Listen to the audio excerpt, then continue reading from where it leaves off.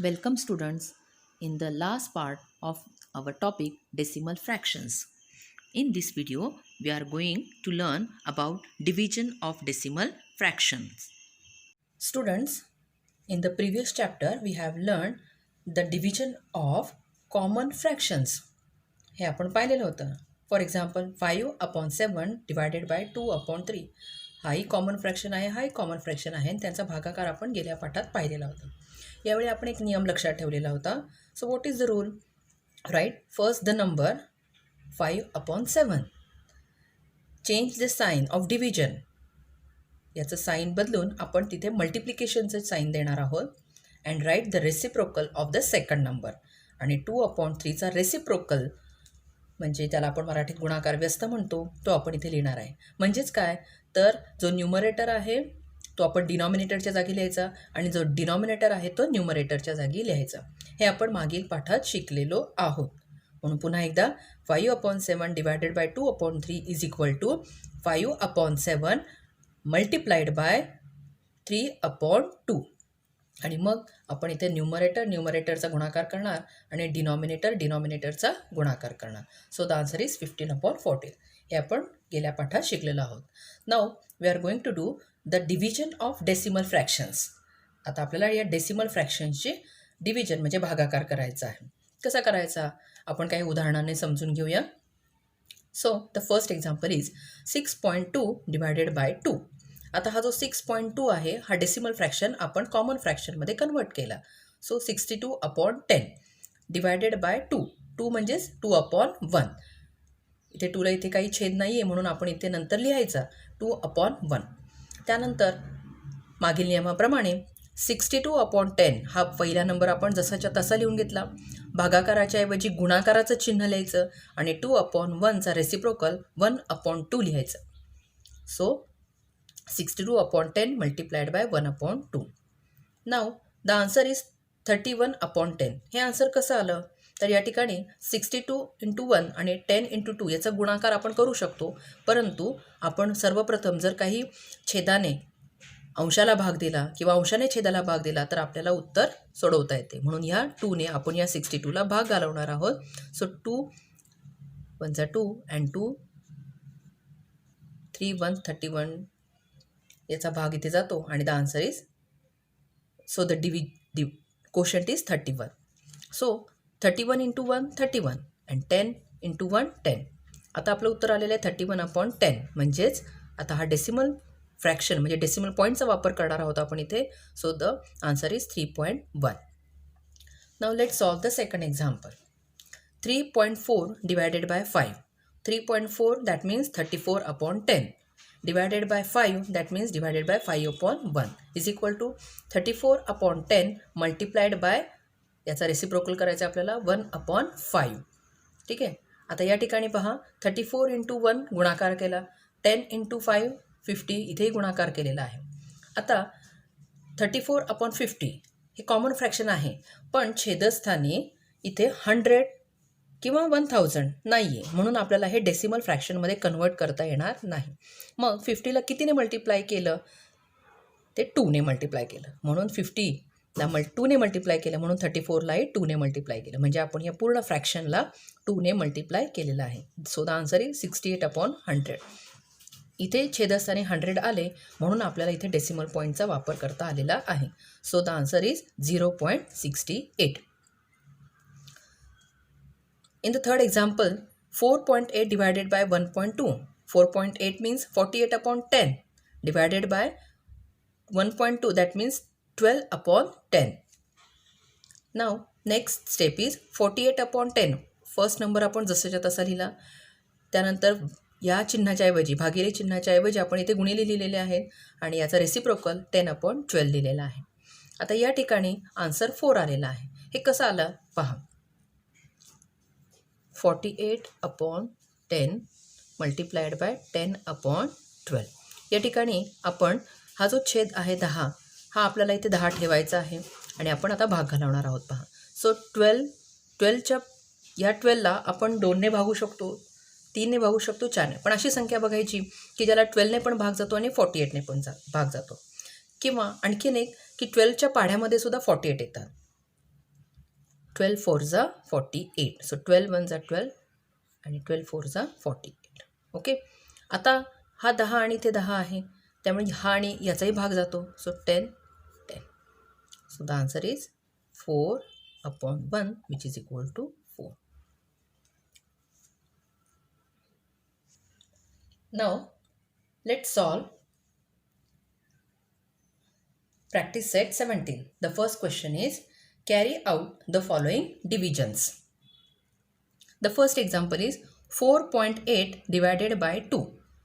या ठिकाणी आपण हा जो डेसिमल फ्रॅक्शन आहे तो आपण कॉमन फ्रॅक्शनमध्ये कन्वर्ट करणार आहोत. 4.8 दॅट मीन्स 48 अपॉन एक डिजिटच्या या डेसिमल पॉईंटच्या पुढे एकच डिजिट आहे म्हणून एकच्या पुढे आपण फक्त एक शून्य देणार आहोत.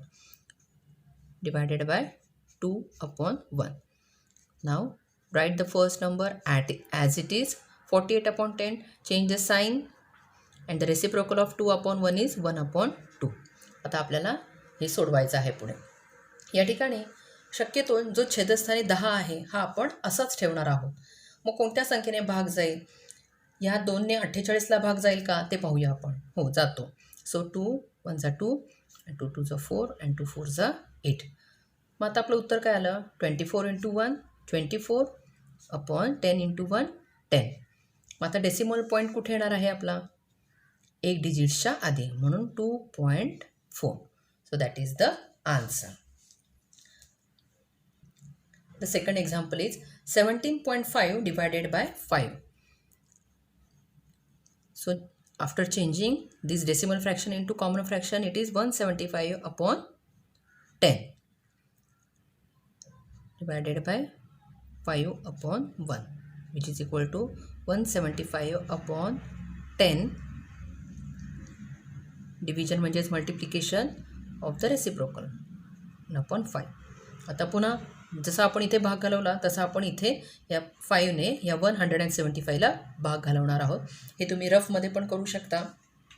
फॉर एक्झाम्पल 5ने भाग जातो का पाहूया. शक्यतो जाणारच आहे कारण 5ची कसोटी आपल्याला माहिती आहे. 5 3 जा 15, रिमाइंडर इज 2. 5 5 जा 25, the remainder is 0. Therefore answer आपल्या इथं 35 आलेला आहे. सो 5 1 जा 5 आणि ते 35ने भागल्यावरती आपल्याला हे उत्तर मिळतं. So after the multiplication the answer is 35/10. आता डेसिमल पॉईंट आपल्याला कुठे द्यायचा आहे? बरोबर 3 and 5च्या मध्ये. So 3.5. Solve some word problems. The second, a road is 4 km 800 meter long. If trees are planted on both its sides at intervals of 9.6 meter, how many trees were planted? गणित पुन्हा एकदा वाचा म्हणजे जास्त लक्षात येईल. आता आपण या गणिताचा अर्थ एका छोट्याशा चित्रातून समजून घेऊया. पहा मुलांनो, या गणितामध्ये काय सांगितलेले आहे तर एक रस्ता आहे. त्या रस्त्याची लांबी 4 किलोमीटर 800 मीटर आहे. 4 किलोमीटर 800 मीटर आहे. ही आहे रस्त्याची लांबी. या रस्त्याच्या दोन्ही बाजूला आपल्याला झाडे लावायची आहेत. या रस्त्याच्या दोन्ही बाजूला आपल्याला झाडे लावायची आहेत. पण अट आहे की 2 झाडामध्ये 9.6 मीटरचं अंतर असलं पाहिजे. 2 झाडामध्ये कोणत्याही 2 झाडामध्ये 9.6 मीटरचं अंतर असलं पाहिजे आहे. तर प्रश्न विचारलेला आहे की तर एकूण किती झाडे लावता येतील. रस्त्याची लांबी दिलेली आहे आणि 2 झाडामधलं अंतर दिलेलं आहे. ते आहे 9.6 मीटर. आता इथे आपल्याला काय करावं लागेल तर अगदी बरोबर आहे. इथे आपण भागाकार करणार आहोत. So in this example length of the road is equal to 4 kilometre 800 metre. Distance between 2 trees is equal to 9.6 metre. रस्त्याची लांबी ही 4 किलोमीटर 800 मीटर आहे आणि 2 झाडामधील अंतर हे 9.6 मीटर आहे. या ठिकाणी रस्त्याची जी लांबी दिलेली आहे किलोमीटर मीटरमध्ये ती आपण पूर्णपणे मीटरमध्ये कन्वर्ट करूया. So 1 kilometre is equal to 1000. So 4 kilometre is equal to 4000 metre. मग हे 4000 मीटर आणि हे 800 मीटर म्हणजेच 4800 मीटर ही झाली रस्त्याची लांबी आणि 2 झाडामधील अंतर आहे 9.6 मीटर. आणि या ठिकाणी आपण भागाकार केला तर आपल्याला झाडांची संख्याही मिळणार आहे. पहा, so 4800 divided by 9.6, which is equal to 4800 divided by 9.6, म्हणजेच 96/10. So we convert this decimal fraction into common fraction. Now let's solve this.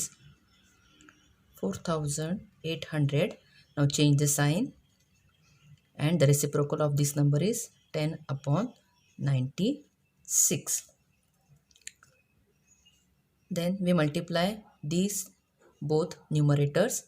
4800 multiplied by 10, the answer is 48,000 divided by 96. आता आपल्याला हा भागाकार इथे करायचा आहे. So students, when we divide 48,000 by 96, the answer is 500. So we write 500. So what is 500? So 500 are the number of trees which are planted on each side. So students, 500 trees will be planted on each side. जे उत्तर आलेलं आहे ती झाडांची संख्या आहे आणि रस्त्याच्या एका बाजूला आपण ही झाडे लावणार आहोत. आता रस्त्याला दोन बाजू आहेत, म्हणून रस्त्याला दोन बाजू असल्यामुळे the number of trees planted on both sides will be 500 into 2. So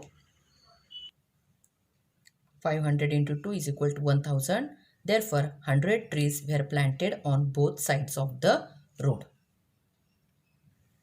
Now let's read the third example. Pradnya exercises regularly by walking along a circular path on a field.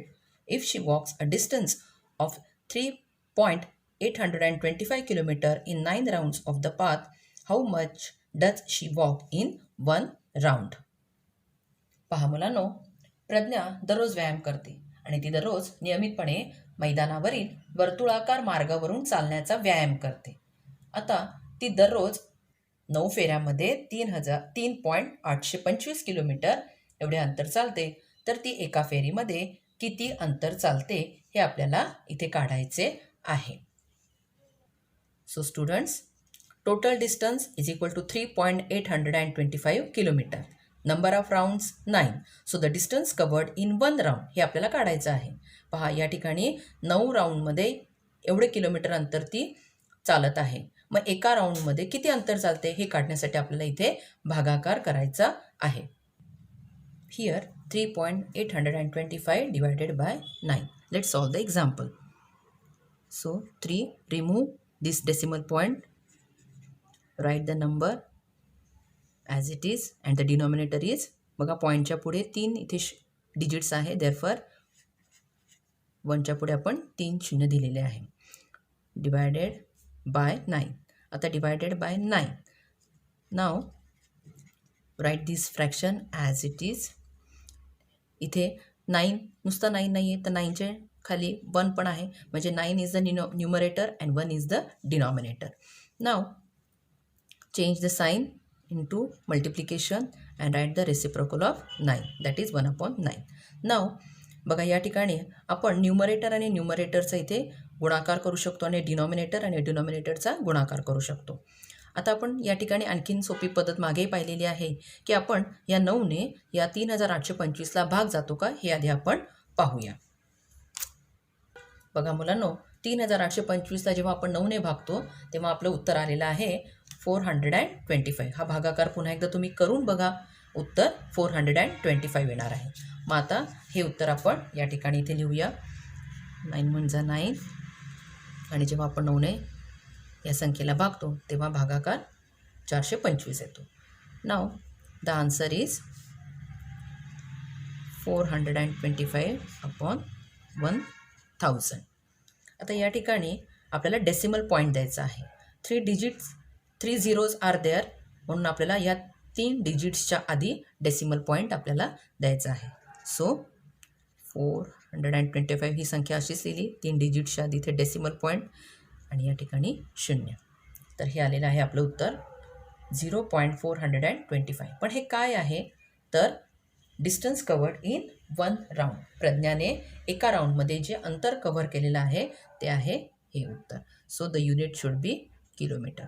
पहा या ठिकाणी 0.425 किलोमीटर म्हणजे पूर्ण kilometre इथे नाही आहे, आपण हे मीटर आहे, पण लिहिताना इथे किलोमीटर लिहायचे आहे. So Pragya walks 0.425 kilometer in 1 round. Now students, try to solve the remaining examples which are given in practice set 70. Thank you.